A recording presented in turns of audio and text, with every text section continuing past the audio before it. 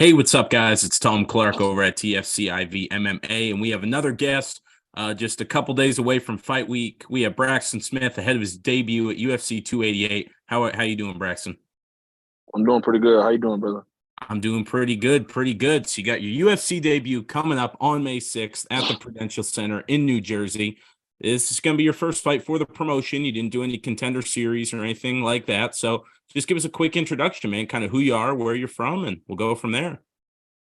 Yeah, Braxton Smith. As you said, the beautiful monster. I'm originally born and raised in Dothan, Alabama, man, but I've been living in Texas since about 2014. So There we go, man. There we go. I was looking at your record earlier, 5-1, five straight first round knockouts. You were on quite the tear, man. But it looked like your first fight, the only loss on your record was back in 2014, and the rest of your fights are from May of 22 till now. Can you kind of walk us through kind of that gap and what got you back in MMA? yeah, sure, man. So my mom got me into the sport after collegiate ball and stuff like that. Like I just kind of didn't want to do it anymore. And my mom, she introduced me to the world of mixed martial arts. So I started fighting as an amateur. So my mom like passed away. I stopped doing it. I took a long gap. So that's where the kind of the gap came in. And I just was, figuring other things out, man, and just really didn't have any intentions on going to the UFC or even, getting crawling back inside a cage or octagon. It wasn't until I had my daughter, my 2 year old, and just kind of was like, man, going to work and putting on this uniform, it just really it really ain't for me. You know what I mean? I'm not comfortable. Kind of got to the point where you're not comfortable in your own skin, so I had to make a change, and that's why I got back into it. That's awesome, man. Well, we're glad you did. You've had some awesome finishes since. Where are you training Appreciate out it. of, man? I see you're in Texas. I look kind of on Tapology, Sure Dog. Looked like some different answers. So what gym you training at, man? I'm at Ohana HQ in San Antonio. Perfect, man. And how you liking Yeah, it over there? How long you been training there for? it's cool, man. It's pretty good. The team is really nice. Everybody's been really nice. I haven't been over there long, man. I started training there my last fight, so I was training myself up till then. So I kind That's of been awesome, man. even my amateur career, I just kind of been on my own, man, and even up until my pro career, just kind of been me. But now I'm with a team, and I'm excited to be with a team and actually, be a full-time mixed martial artist and just kind of learn as I go. Yeah, man, that's awesome. You were putting on some great performances training yourself, so I can't wait to see what happens with the full team behind you. I saw there was some football in your past too. You looked like you played some football. How much has that helped you in MMA? I talked to a lot of guys in MMA that played football in the past, and it kind of seems like a great base, just the physicality of it. How much has that helped you now that you're in the octagon? A lot of people ask that. It's I really haven't noticed a difference. I've always been like a how can I put this without being arrogant? I'm not an arrogant guy, cocky at all, man. But I've always been like a cat like type of athlete, like a big body, but kind of move like a cat. So in football, I really wasn't physical unless I really had to be. Like if it was a yard I had to get, or if I had to really punch it in, for a touchdown or gain that 1 yard.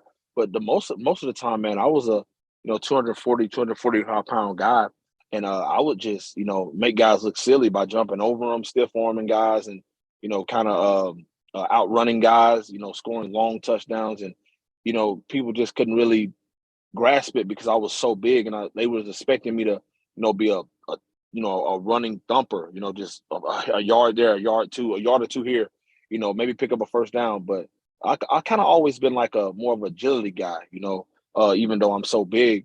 But it really hasn't. I haven't noticed it, man. It's just with me only in fighting. I only have one switch, and it's the kill. It's to go forward, and even if I'm retreating or going back, it's throwing with bad intentions on everything.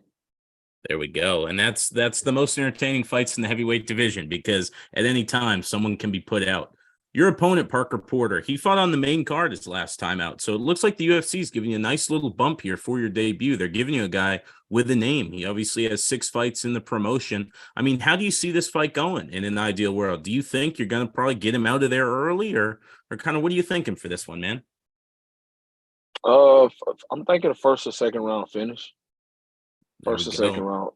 First or second round finish, man. I know they're really depending on me to not have the experience, freeze like a deer under the bright lights and no experience, no time, no ring time.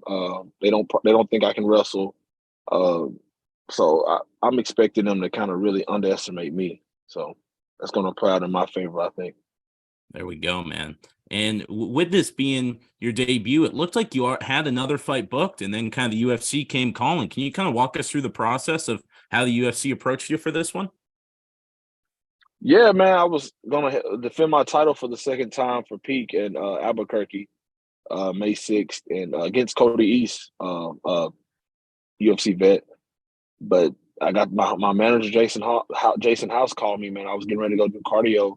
I was in the car just like I am now, man, and he said, "Hey, man, I got somebody want to talk to you," and it was Mick, and it was it was one of those things where you have to experience it, man. You know what I mean, to actually feel it and how surreal it was to just kind of hear that guy's voice and hear the guy, Jason House, who's working for me, hear him excited to get him on the phone and let him know that they wanted me and they were interested in me and close that deal. So it was really exciting, man. It was really exciting. I'll definitely never forget it for sure. That's awesome, man. Well, I can't wait to see you out there. Any last people you want to shout out or anything before you go? Anyone in your team, any sponsors or anything like that? Yes, I want to thank all my sponsors. I want to thank my team. You guys can follow me at Beautiful Monster _ MMA, and I also have a horror podcast. I'm a huge horror guy, man. Like it's kind of my calling, man. I'm trying to be like the next Stephen King. I got some things some projects I'm working on, man. My podcast is the Coming Soon podcast. It's all things horror. All you guys are welcome. But yeah, man, that's pretty much it, brother. Perfect. Well, thank you so much for coming on. I can't wait to see you out there next week, May 6th, and wishing you the best, wishing a big victory for you, my friend. I appreciate it, brother. Thanks for having me on, man. My pleasure. All right, later. Later.